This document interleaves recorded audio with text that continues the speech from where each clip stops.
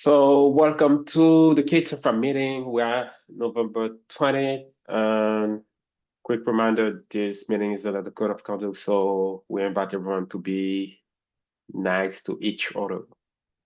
Before we start, do we have a note taker? Can anyone? I can take notes. Okay, thank you.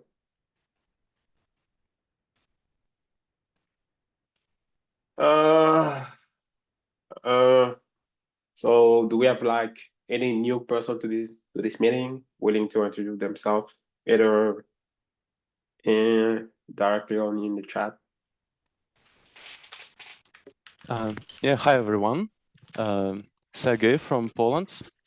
Nice to meet everyone.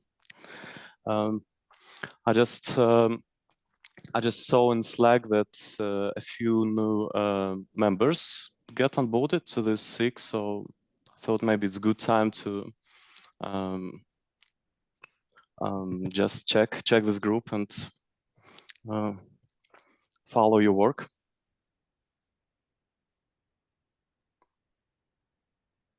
Yep. Okay, welcome, Sergey. Happy to have you here. Anyone else? Oh, I see Dylan as his hand raised. Yeah, hi everyone. I'm Dylan. I've been a long-time lurker. I haven't been in a meeting since summer, but just kind of lurking. Decided to join and see where I can participate and help out. Already involved with the CNCF and adjacent projects, and I'm a manager for the core infrastructure team at Lambda. So infrastructure is a real close space to my heart. So seeing where I can help out.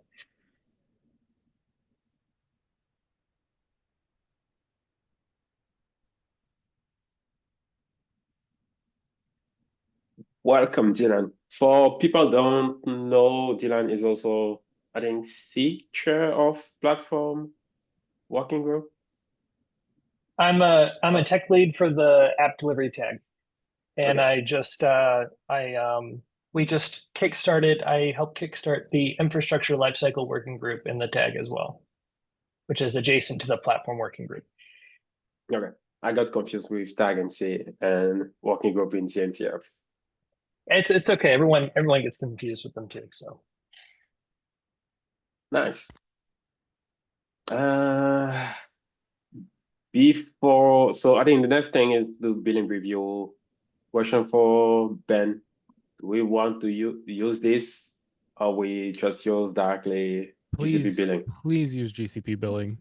I have an open issue that we should really just turn that thing down. It's an extra thing to maintain. It's not something we have parity with on any of the other providers, and it is not accurate currently after we added the the GCE commitment and haven't patched it to handle that correctly. I think you can see everything in this dashboard just fine. And we do have the ability for people to PR themselves into access to that dashboard, I believe, which is something we're still missing on all the other vendors anyhow. Let's see. Okay. This is not very accurate.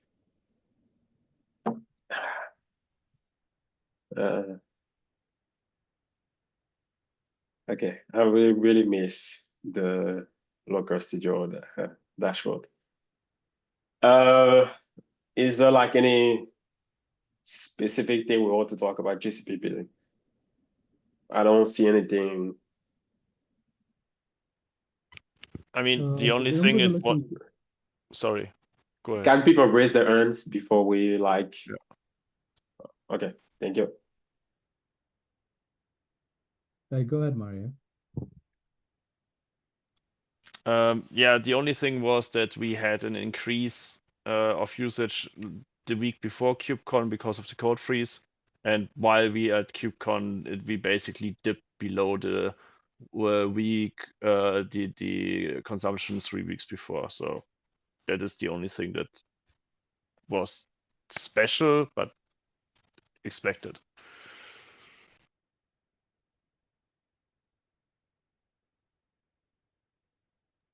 Go ahead, if that.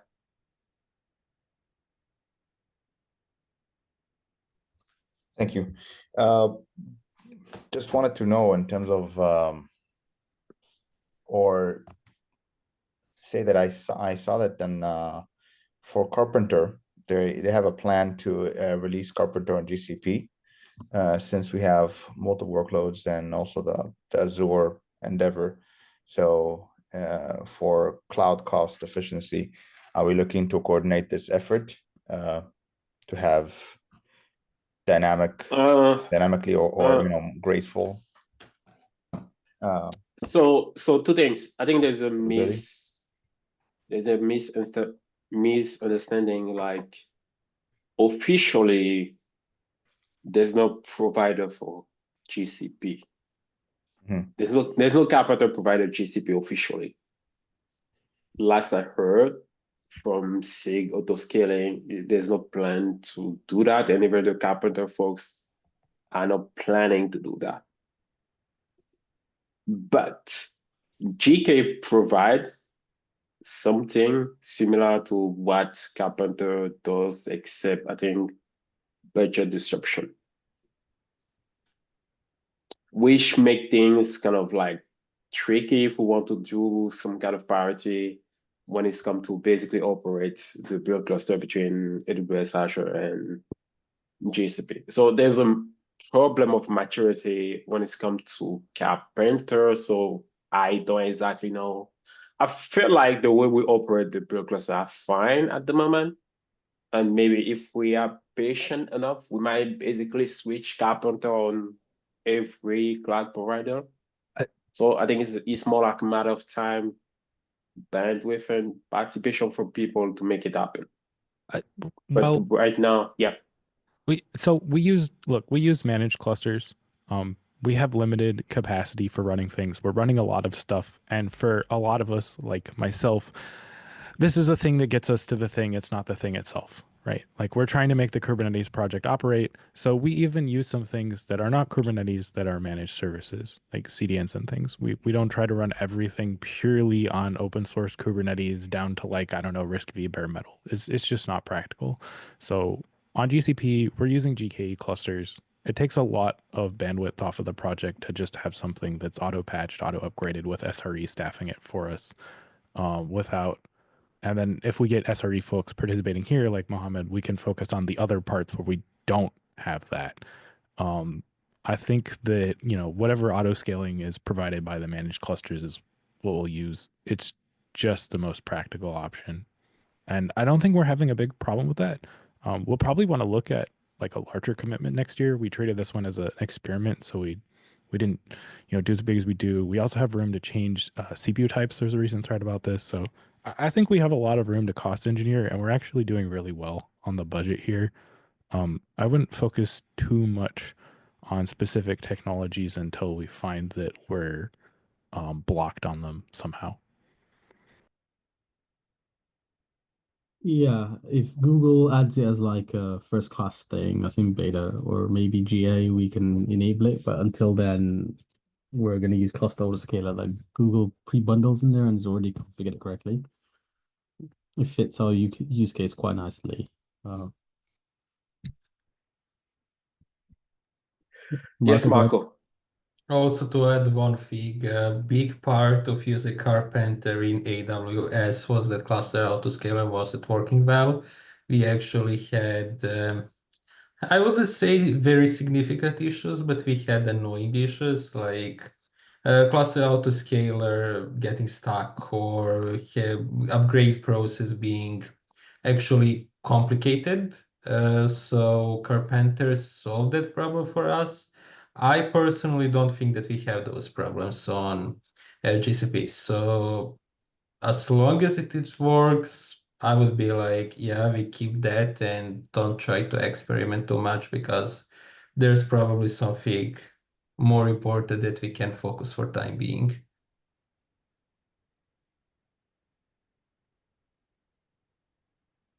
Okay. So I think I would say TLDR, I would say we might explore that in 2 to 3 years. depending on the maturity of the thing. So next, oh, by the way, Ben, I do have a question for you. The redirect from KGCR to us, is it like 100%? Yes, as far as I know, it's 100%, and I've seen no further follow-up to back down this time. It has. I think I posted a comment a while back. Probably should have followed up some more. It's sitting at 100%. There's been no further activity on the thread. Nobody's complaining, amazingly, or if they are, it's not reaching us, and I'm not seeing any change on the tracking bug. So, it's an open question exactly how long that lives. I don't, because I can't make still pay. I can't technically make a commitment on GCP side. That's not my role. But my understanding is that the intention is that it will outlive the GCR thing in the same way that if you had taken advantage of the functionality to take an existing GCR project and move it to AR, it'll keep working. We are actually moving this redirect into the current service, and that will be responsible for it. So it's actually like re-implemented on the stuff that's not going anywhere, but it will be under the GCR domain in the way that you see that for any customer that migrated and kept the GCR alias. It's kind of like that, except in our case, it requires extra custom code in the production binary for our super special Kubernetes alias. But I don't think there's like a formal commitment for like, I don't know how many years it lasts or something. We're just trying to smooth out the migration and keep pushing people to use the actual community domain wherever possible so that we don't have to rely on that. But we're doing everything we can to keep it around as long as possible. We will, however, be losing, I believe, GCRIO Google containers because it's just one too many things and it's a couple registries ago. And there will be a few other small ones like that someone used somewhere. Maybe not though, Ben, because I saw that it was recently upgraded to Artifact Registry. To like the timestamps and all the images are like this year, last month actually. I don't know who did that. I did not see that happen. Last I saw, it was just like we've expended so much effort on the like primary current registry that haven't really had the bandwidth to follow up on something that we more than once now told people to stop using with a new thing. So again, no specific commitment there. I have no idea who's tracking this, and I don't know if I'm gonna have time going forward for that. Probably not. Okay, I was mostly expect basically if we have a full redirect in place, so we don't have to worry about that for next year. Okay, for the immediate future, K8s GCRIO will keep working. Okay, cool. Good to know. Do we have anything to talk about on AWS? I don't think so. No, we had a thread about that in the Slack. It looked like it went up, but I was reading it backwards. It's actually, we had a spike like code freeze and it's back down and it looks fine. We probably should look at some cost optimization going into next year. It's running a little bit higher than GCP at the moment and we've had a lot of growth, but it doesn't look immediately concerning.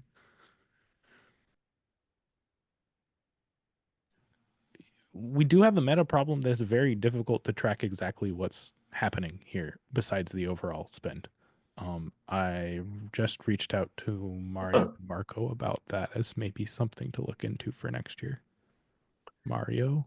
Yeah, I think we should try to define exactly what we're looking for.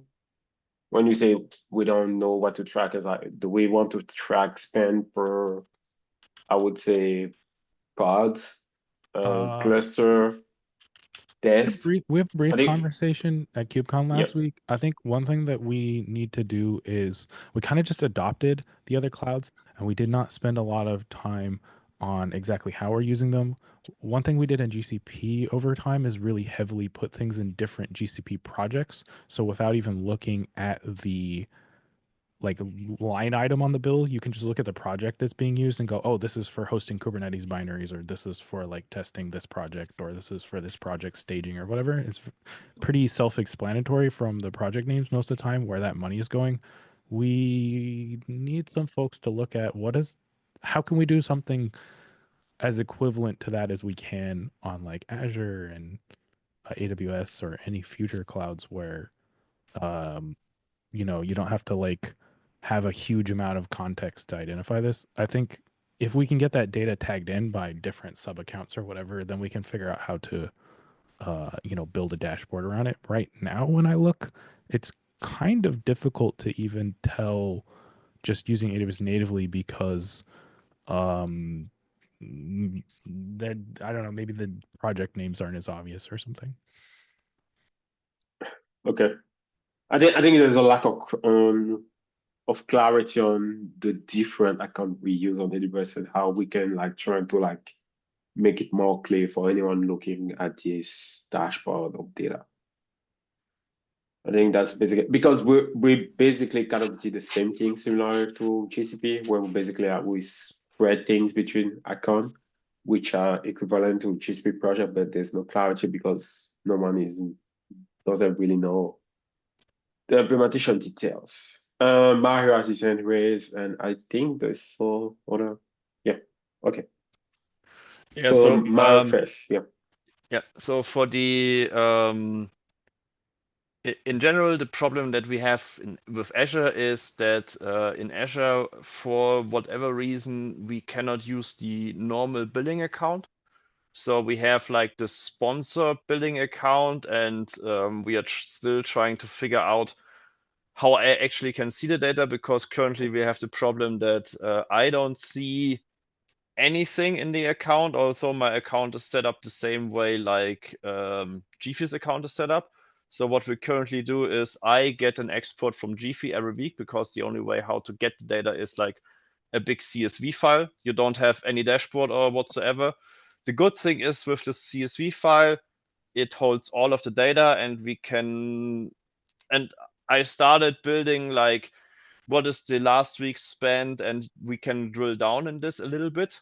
So this eventually might help to build like a dashboard that is comparable. And for the AWS thing, as I already replied to Ben in the issue, I talked also with Gphy about this, that that I have some capacity the beginning of next year to look into this, to do like a proper reporting like we have with GCP, so that we have like a cross cloud reporting, because I also want to get rid of the current process how I get the data out of DigitalOcean, and I also want the data from Fastly. I mean, yes, we only get like they give us bandwidth, but it would be still interesting to see how much this bandwidth actually would impact us if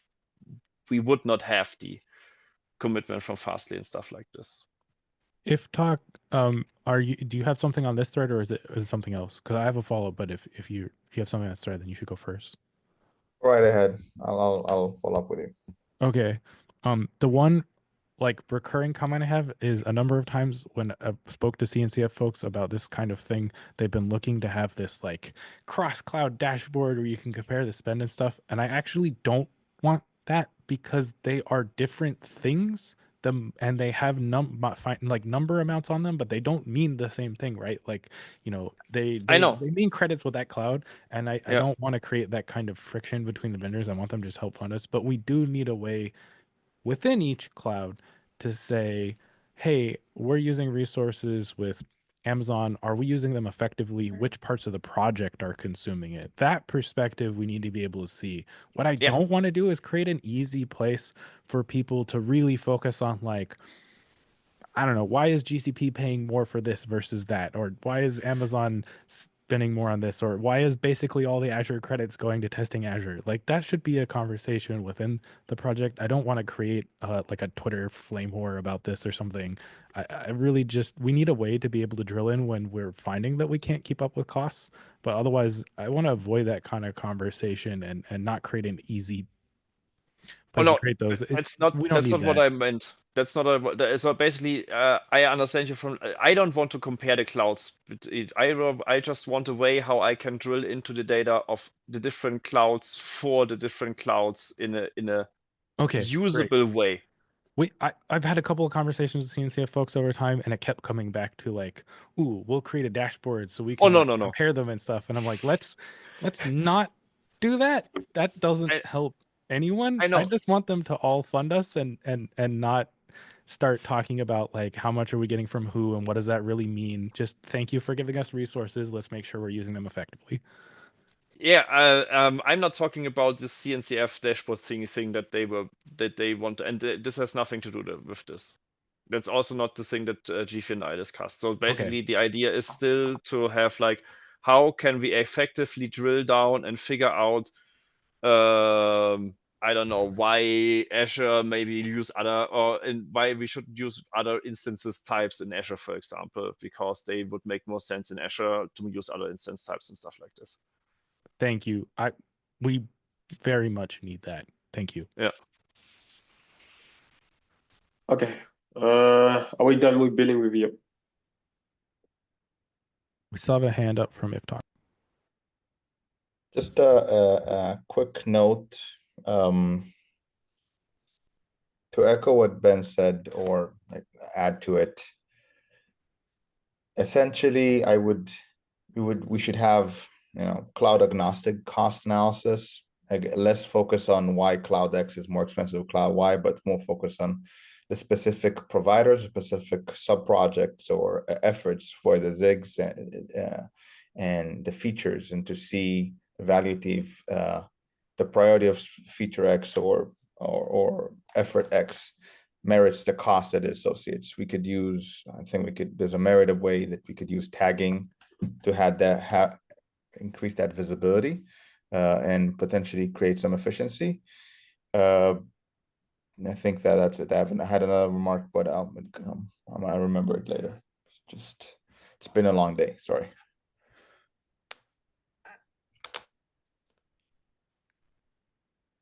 That's what I had to say. Thank you. Thank you.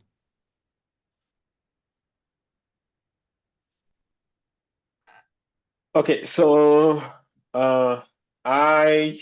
we might need, I think we have an issue for this. We've been talking about this, but I feel like we should like keep that as a priority for next year, because in some extent we lack clarity as a whole on the whole infrastructure. Yeah, I think Ben is right that we should be able to like figure out how to track down costs, especially on Azure, because I think Azure we currently can't use more than one subscription. So we need to we might at some point break down resource between this Azure resource group. Oh yeah.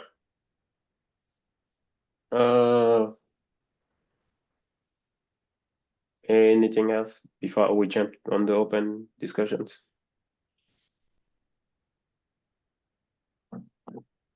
Nice. Okay. So first topic, it's me.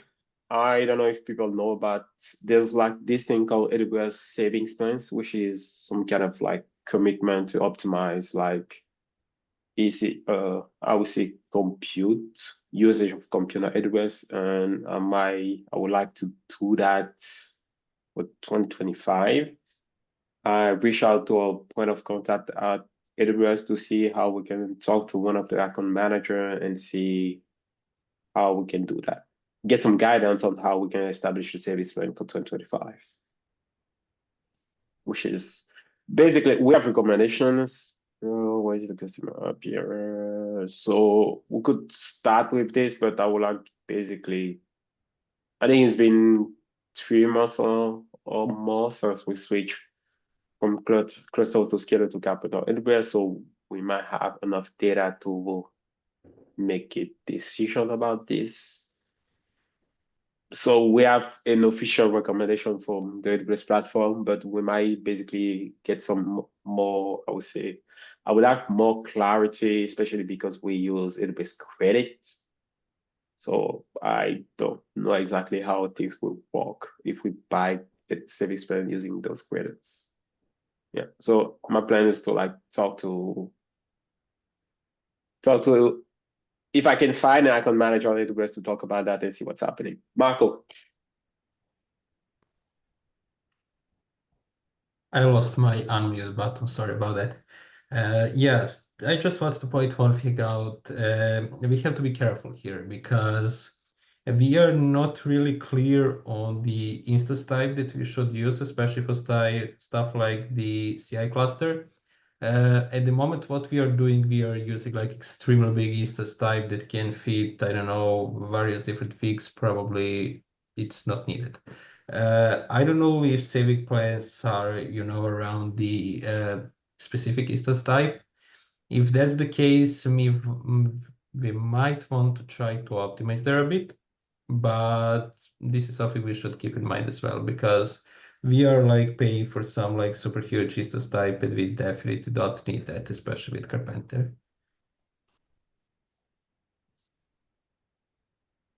We don't care about instance type because we kind of cover the entire list of instances. That's the plan of service plans, and we cover the compute service, EC2 in general. So we don't exactly care about instance type except the GPU based one. So if that you have an end raise, and after that, Mohammed. Thank you. So I have a lot of experience with savings plans in general. Happy to contribute. There's different types. And there's a way that we could tweak our Carpenter configurations to be in alignment with the compute. We have the compute savings plans, the instance savings plans. One is cross zone / cross region, another is not. But it depends on how our footprint is in terms of the region distribution. But in general, if we commit, we could create a Carpenter node pool that's aligned with that commitment.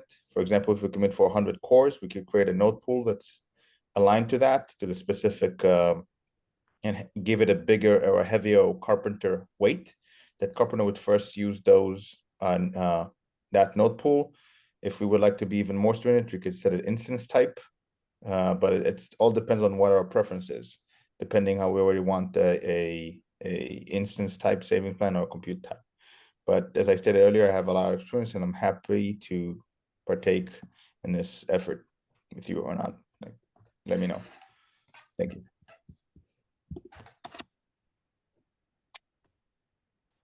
Yes, Mohammed.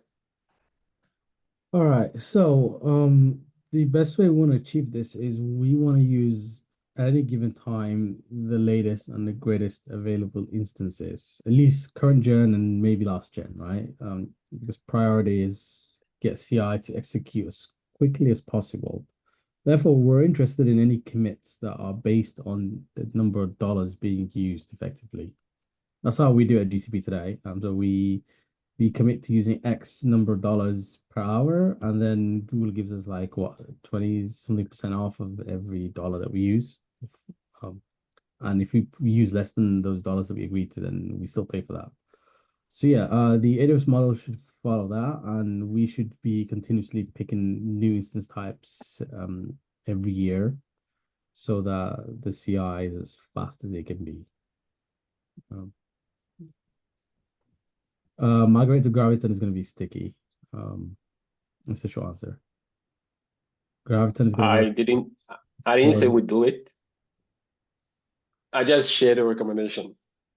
So Amazon is going to float that, but Graviton can work for unit tests, and repos are really specialized. It might run into funny scenarios elsewhere. But the good news is our primary E2E image is actually multi-arch, so we should be able to run it in Graviton without issues. Okay. Marco, you wanted to say something? Or? Yeah, we just have to be careful because Mohammed said we can pick like the latest or latest -1 again instance, and we have to be a little careful because the later generations are not always like on par with the previous generations. So we, for example, when we were looking into that, The later generations are not having the built-in SSD storage as often as the older generations. So we kind of got stuck with the generation we use right now because it's like the best price for what we get. Like we get 2 SSDs, we use only one, but we get 2. And that's not as often as being in the newer chat for some reason. I have zero idea why is that, but that's something that we have to keep in mind and to see if we can eventually get rid of SSDs as a requirement. But that would make the instance type trace much bigger.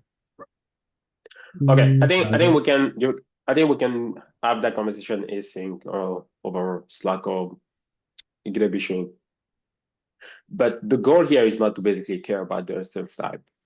My goal is not about the instance type or basically either we get Graviton or non-Graviton, because as far as I know, AWS offer you the possibility to buy basically saving plans for EC2. So if we do that, we don't care about instance type, we don't care about whatever generation we pick. We just commit a certain amount of credits to that, we can do the rest. We don't have to commit a lot. We could basically for just 2025 pick half of what we currently consume and see what's happening. That's why I want that conversation with the account manager to get clarity on that. I don't really care about the instance I would pick. I care more about basically the amount of credit we want to commit for next year. So I think I will open an issue. I think there's an issue where I will try to create a Slack thread about this. If that, do you have your hand raised again? Yeah, but I'm happy to take it offline with you guys. It's okay. Okay, cool. I think Marco is next. Yeah, unfortunately, I think Ben left us, but we have Adolfo here and we also have Veronica. To my knowledge, from what I spoke with folks after KubeCon, is that at KubeCon there were some discussions around what we can do with image promoter and with the idea that we refactor it. So I wanted to check with folks like what has been discussed, because the current state is for a general Kubernetes project, like for sub-projects and for smaller stuff, it's hit or miss. It sometimes works, sometimes doesn't. I think smaller projects, more often it works. But for the main Kubernetes images, like, I don't know, what we released, the API server, the stuff like that, you get it, is something that is permanently broken for many months now. So I would like to tackle the journey of refactoring the image promoter, but I would like that we get on the same page about that, and I would like for someone who was around discussions about image promoter, if they can provide some context, what was discussed, and if we have some idea about in what direction we want to go. I think I can talk about it. I mean, we didn't have like truly formal discussions around it. So we just started bouncing around some ideas over beers. And and mostly, I think the most interesting part is, I think we're reaching a solution where we actually don't need to modify the promoter. And Ben was suggesting that maybe we set up a private artifact registry, and then we push only promote to that private artifact registry, and then replicate from there. The first part is clear, and we can do it with what we have today. What's not entirely clear, and we didn't go into the full depths of it during that conversation, is how the replication would be from there. So basically that would be the new ways of promoting. So we promote to the private one and then let it replicate everywhere else. Do we have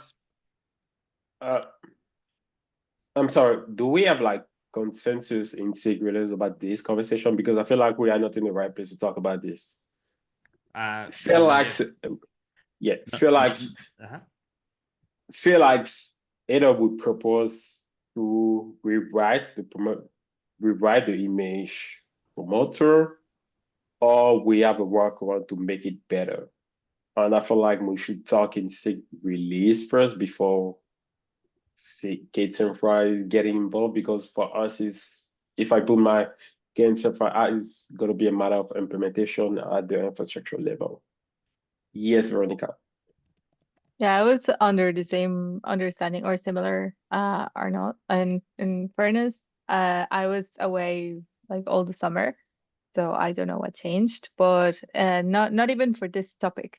I believe that the conversations around potentially changing things in the promoter or even rewriting all of it came like a couple of years ago with all the SALSA compliance and the verifications and all that, because the process started taking too long, and like there are many meetings about this.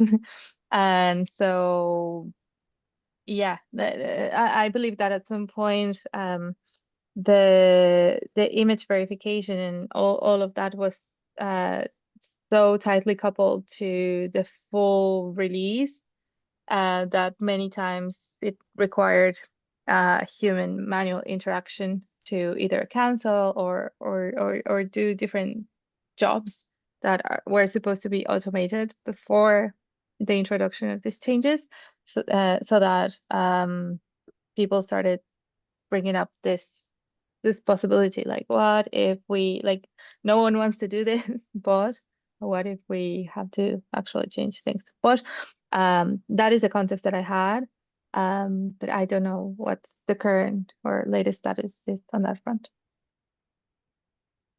Marco, you want to weigh in? Yeah. Yes. Yeah, Marco first, and maybe me.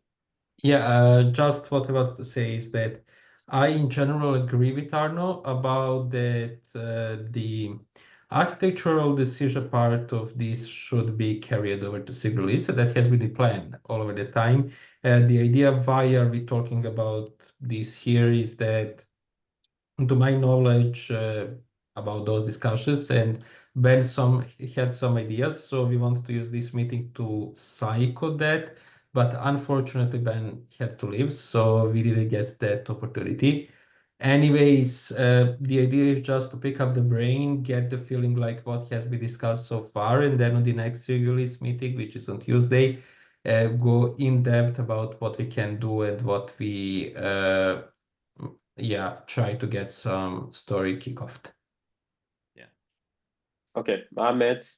All right, let's see. So we had conversations about refactoring the promoter earlier this year, and it kind of went something like this. We have two problems. Problems one is getting images promoted to somewhere that's definitive or authoritative, I should say, right? That part is quite easy if you just put it in one designated registry. We are able to do that with our existing tooling today. The second challenge is we need to fan it out and have the images available at our serving locations, right? So all the 20 odd AR registries and the blobs in AWS, right? Today, that process is synchronous, which is why we have all these bloody problems in the first place. If we made the process async, which is what I recommended, then we need to have a trade-off between when we publish Kubernetes and when is Kubernetes actually available around the world. That information was not, that design wasn't signed off yet. So like Arno said, this needs to go back to SIG release, and they need to weigh all these trade-offs and design the approach. And then we can lend infrastructure support. With regards to fanning out the images, we can run Crane to copy the images every X number of hours, do full registry syncs and all that cool stuff. And we can do it with a private registry because it's we have way higher rate limits. So yeah, that's also doable. So yeah, I think you need to go and design this thing and make the trade-offs. Yeah, I think we're all in agreement about basically the image promotion process currently has like a few problems we need to deal with. So if I would say, honestly, I would like a cap that basically say, let's rewrite the image promoter process and like, even if it's like impactful on to the entire community, because currently it's painful and no one really pay attention because we keep that in a way that the community doesn't care. But ultimately, we should feel like we need to rewrite the thing, even if it's like impact the entire community. Either for you, have your Andres. Yeah, so a couple of points. So the first one is, as Marco said, this is more about exploring what we can work with so that we can go back and, propose like a viable plan. The reason why I'm a little bit, I would say, skeptic about rewriting the promoter, it's because we've tried many times. It's huge. So it's either rewriting one or finding a better approach. So if we think about separation of concerns regarding image promotion, so to us within the release process, what we care about is we have images that are staged, and then we need to do some type of community approval process so that they can move to a new registry.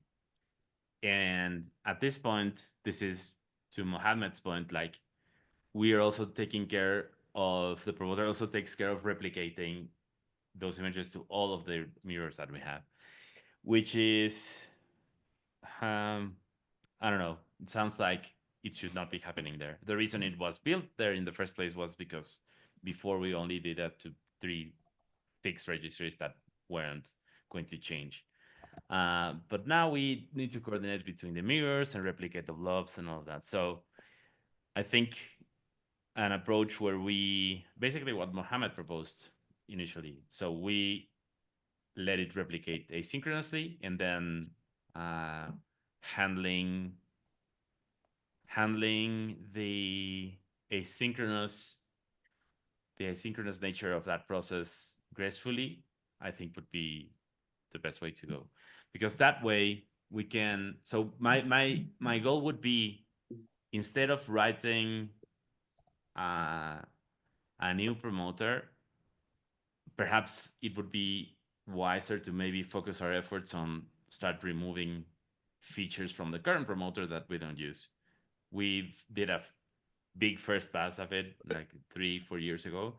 A new one would be also fine. And then I feel that if we remove things like replication, we will end up with something that we can work much better with, and it has better chances of being refactored or rewritten. Yeah, I like that idea actually, where we split the responsibilities. So we have an image promoter. Its job is to copy image from X and put it in a single location, sign it, provide all the salsa artifacts, right? That's it. And then we have a separate program that we write that works out how do I copy from here to n number of destinations, whatever n is.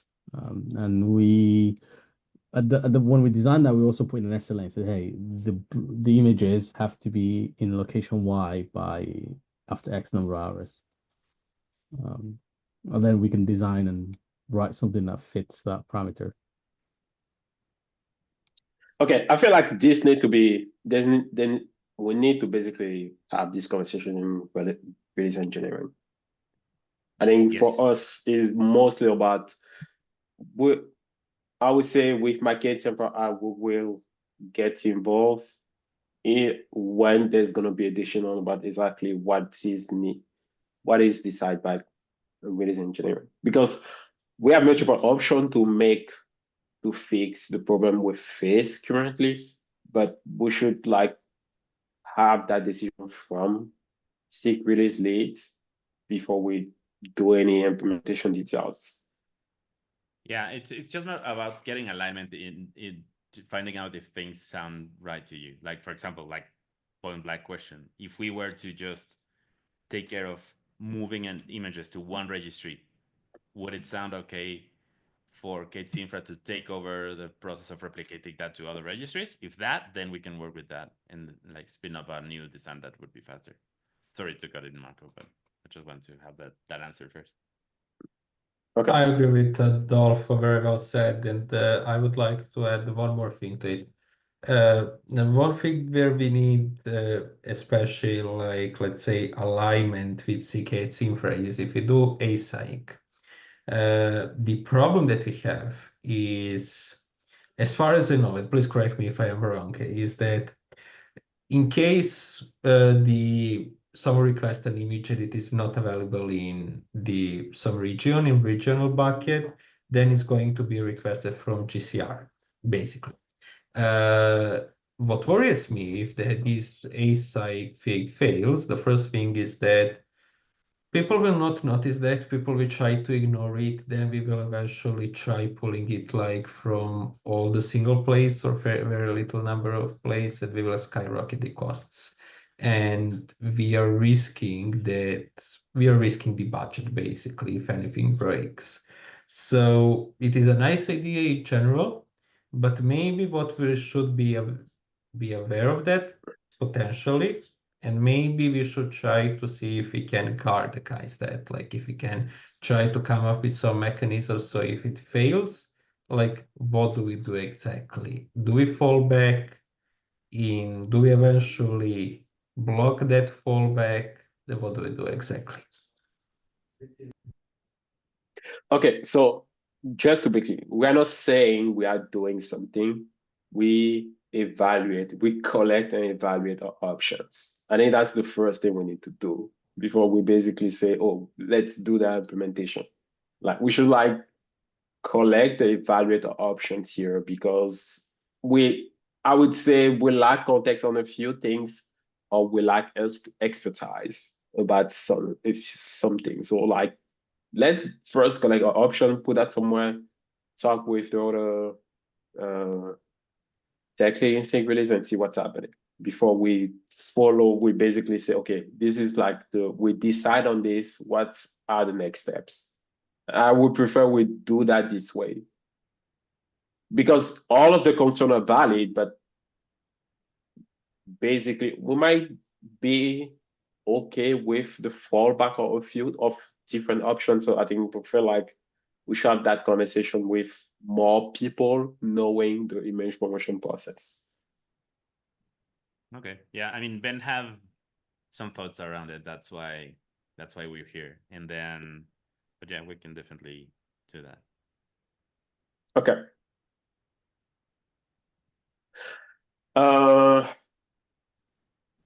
We have 7 minutes left and no more topic to talk about. So I would like to make a call for help to the SIG release folks in this call.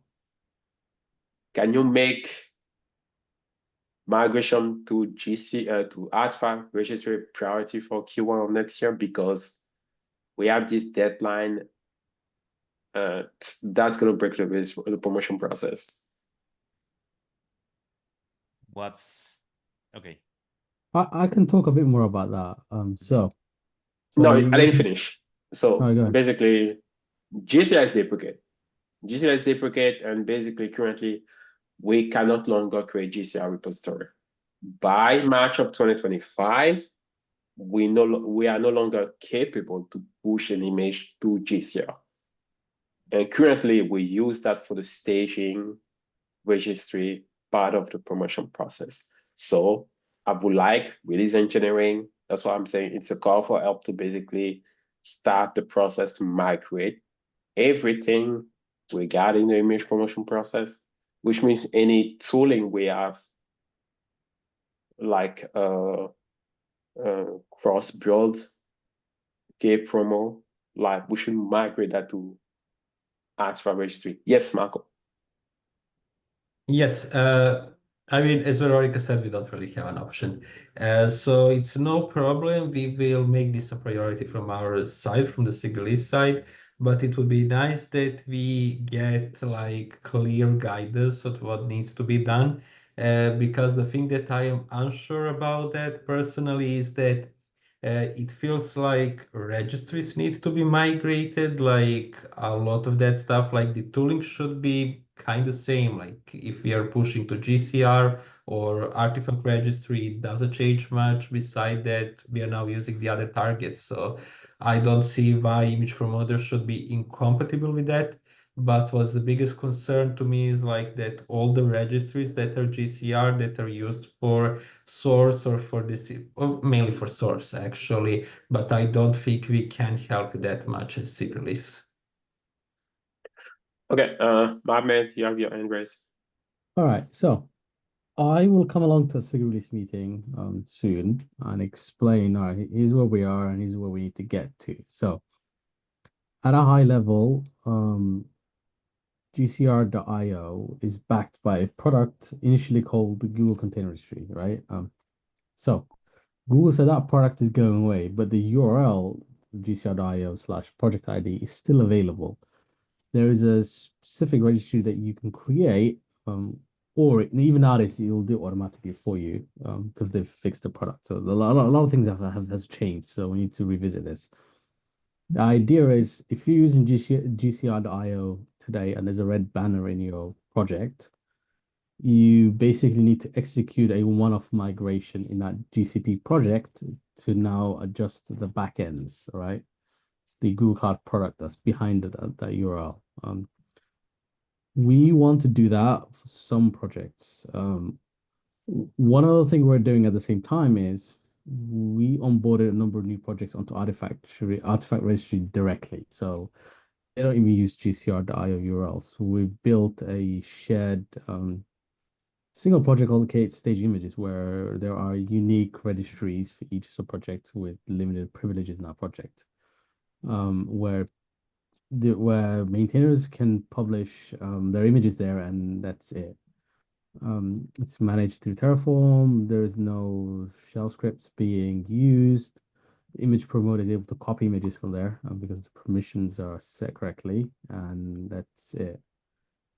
But we need to have a conversation about what to do with the existing fleet of projects. We've got good, I won't be wrong in saying at least 30, 40 plus projects, including our primary project, the Kubernetes. So before we leave, I think my action here is more like basically more like SIG really should basically take care of the migration for the registry they own. And I think there's a pretty much good list of GCR repo used for the promotion process. So I create an issue on for that. Mohammed, if you can come out to that with your proposal. Yeah, and I'll comment like, on there what we need to do. Like, hey, here's the migration approach. SIG lead, you're responsible for ABCDF registries. You need to go and execute this. yeah, okay. We'll So I think yeah, that's mostly a call to action. So if you like, I think Mohammed would comment on that, give like the action it takes could too, and that would help us basically migrate simply, and we can like break down multiple steps, like basically take care, for example, of the tooling we use without necessarily without necessarily migrate the staging project. We can like, I think there's like, we can define a timeline for this, but the deadline is March 2025. Okay. Internally, We have out of within the time. project. Sorry, go ahead. We Within are the out of project, time. we set an earlier deadline, as in like this needs to be resolved hopefully by end of January. That gives us a month to slip if things go messy. If people never get to what they're supposed to do. We never work because people will not put that as priority. We should like, that's why I'm basically, I think, I feel like I want to advocate for SIG and see what's happening, but like be able to ask the entire community to migrate. I mean, people will not put that as a priority for them. Or So in that case, if nobody wants to migrate, there's a button that we press and Google will do it for us. You retain the old URLs and we tweak permissions and you're good to go. that's also another option. So yeah, I think there are different options we can explore live, but basically my focus is first on the SIG release and mostly the image promotion process first. For the sub project, we can figure out something. Okay, we're out of time. Thank you for everyone. Thank you. And see you at the next meeting. Added notes, please feel free to review them. If I made any mistakes, apologies in advance, but no, feel free to fix them. Thank you. Thank you so much. Bye. Okay, bye-bye. You. Bye bye.